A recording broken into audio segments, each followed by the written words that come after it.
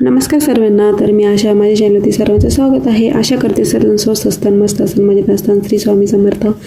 Good morning सर्वांना. तर नाश्त्यासाठी मॅगी बनवत होते, परत स्वयंपाकसुद्धा बनवायचा होता.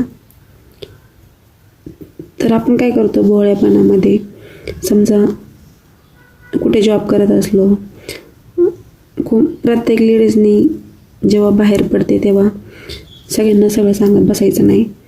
त्यामध्ये काय होतं, तुमचंच नुकसान होतं. आपण काय करतो, थोडीशी मैत्री झाली की भोळेपणामध्ये सगळं सांगून टाकतो. याचाच लोक फायदा घेतात. बऱ्याच जणांना अनुभव पण आला असेल. तुम्ही सांगणं बंद करा. तुमचं जे आयुष्य आहे ते प्रायव्हेट ठेवा, नाही तर नुकसान तुमचंच होतं. आपलं आयुष्य सगळ्यांना सांगत फिरायची गरज नसते, कारण की प्रत्येक यश, प्रत्येक प्लॅन, प्रत्येक नातं सगळ्यांना माहीत असायलाच हवं असं नाही.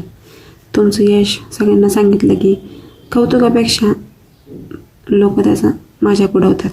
तुमचे प्लॅन आधीच जाहीर केले तर लोकांची शंका सुरू होतात. नात्याबद्दल जास्त बोललं की बाहेरचे मतप्रवाह त्यात मिसळतात. एक साधा नियम लक्षात ठेवा, मोठ्या गोष्टी शांतपणे वाढतात. झाडाची मुळे कधी दिसतात का? नाही ना, पण तीच मुळे संपूर्ण झाडाला आधार देतात. तसंच आयुष्यातल्या सगळ्यात मौल्यवान गोष्टी, त्यांना प्रेक्षक नको असतात, त्यांना संरक्षण हवं असतं. हे लपवणं नाही, तर हे स्वतःचं, आपल्या स्वप्नाचं रक्षण करणं आहे. कधी शांत राहणं म्हणजे हार नाही, तर तुमची सगळ्यात मोठी ताकद असते. सर्वात मौल्यवान गोष्टींच्या लोकांना सांगायची गरज नसते, त्यांना संरक्षणाची गरज असते. तुम्हाला काय वाटतं मैत्रिणींनो? कमेंट करून नक्की सांगा. कारण आपल्या भोळेपणाचा लोक फायदा घेतात.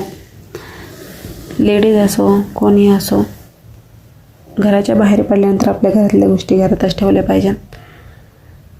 आपल्यासंग कोणी थोडंसं गोड बोललं, थोडी आपुलकी दाखवली तर आपण लगेच त्यांना सगळं सांगून टाकतो. याचा समोरची व्यक्ती फायदा घेतात. मला याचा खूप अनुभव आलेला आहे.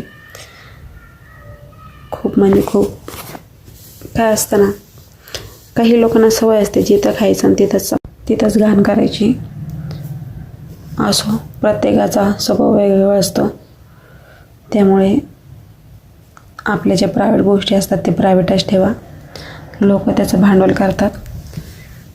तर आजचा व्हिडिओ तुम्हाला कसा वाटला कमेंट करून नक्की सांगा.